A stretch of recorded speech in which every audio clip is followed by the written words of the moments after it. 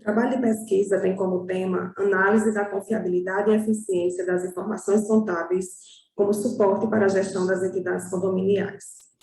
Tendo como autores eu, Elisema Fernanda Moreira Silva, graduanda do curso de Ciências Contábeis da Faculdade Católica do Rio Grande do Norte, o professor mestre Ítalo Carlos Soares do Nascimento, a professora doutora Adriana Martins de Oliveira, a professora mestre Janiele Nunes Costa Lima, a professora mestre Natália Queiroz de Oliveira.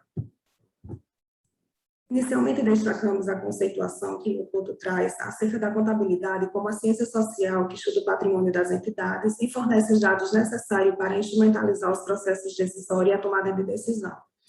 Sabemos que o campo de aplicação da contabilidade é as entidades com e sem fins lucrativos.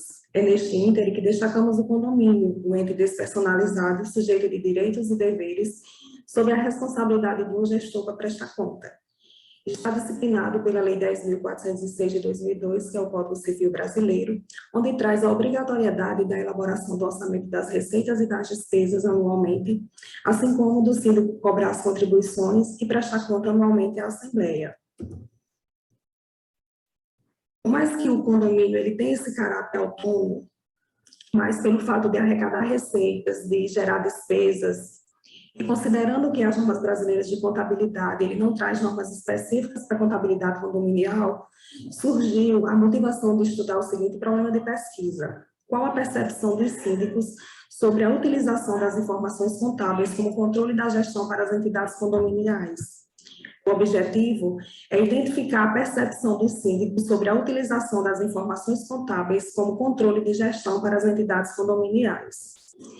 No referencial teórico, destacamos elementos constitutivos e enquadramento dos condomínios na legislação, onde pontuamos a Instrução Normativa da Receita Federal, que traz a obrigatoriedade da inscrição no Cadastro Nacional da Pessoa Jurídica, assim como o demonstrativo financeiro e a apresentação das contas condominiais, que é a prestação de conta das receitas e das despesas à Assembleia, bem como pontuamos quais são as obrigações fiscais e trabalhistas do condomínio, e assim como os estudos empíricos anteriores que abordam essa temática.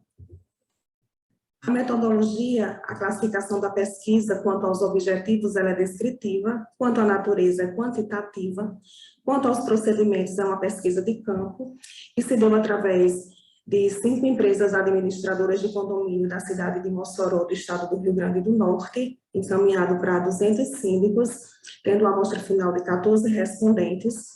O questionário ele foi aplicado eletronicamente, composto por 23 questões. As primeiras questões tiveram o objetivo de traçar um perfil dos respondentes, e o tratamento dos dados se deu através da estatística descritiva com a indicação de frequência. Na tabela 1, traçamos o perfil dos respondentes, onde observamos que 71,4% é do sexo feminino, masculino, 28,6% do gênero feminino. Ademais, destacamos a natureza de ocupação dos respondentes e observamos que a grande maioria eles possuem outra ocupação, além do papel de gestor dessas entidades condominiais. Alguns autores pontuam esse aspecto como fator importante, porque essas experiências ele agrega também para as relações condominiais, e alguns outros autores eles trazem esse aspecto como fator negativo pela questão do tempo que demanda para o desempenho dessas outras atividades. Destacamos ainda o grau de instrução dos respondentes, bem como o número de unidades habitacionais dos condomínios. No entanto, é importante destacar que, independentemente da quantidade de unidades que essas entidades possuem, vai demandar o zelo para o tratamento das receitas, despesas e patrimônio dessas entidades. Na tabela 2, traçamos a visão geral dos respondentes. Em nossa pesquisa, 85,7% pontuou que sempre analisa os relatórios que recebe, assim como todos os respondentes indicaram que frequentam as reuniões condominiais. No entanto, ao indagar se o condomínio tem um contador, 64,3% respondeu que não. Porém, todos foram unânimes em responder que gostariam de receber as informações diariamente, bem como que consideram as informações financeiras importantes assim como elas são de fácil compreensão, os relatórios que eles têm utilizados. O que se contrapõe a alguns outros estudos que observamos com essa temática, porque alguns autores eles registram que alguns síndicos eles deixam a critério da Assembleia Geral a análise dos relatórios, assim como outros pontuam que alguns relatórios eles são falhos e por isso eles dificultam a tomada de decisão desses gestores. Ademais, indagamos ainda se a administração do condomínio informa como aplicar as receitas e as despesas, e 71,4% responderam negativamente. No gráfico 1, evidenciamos os tipos de relatórios que são divulgados aos condôminos, e observamos que a grande maioria utilizam extratos bancários, relatórios de contas a pagar, previsão orçamentária, conciliação bancária, demonstrativos de resultado. Poucos utilizam controles de estoque, balanço patrimonial, controles de item do imobilizado, livro-razão. No gráfico 2, evidenciamos dos relatórios que são divulgados aos condôminos, quais eles têm conhecimento da totalidade de valores dessas operações que são realizadas no condomínio.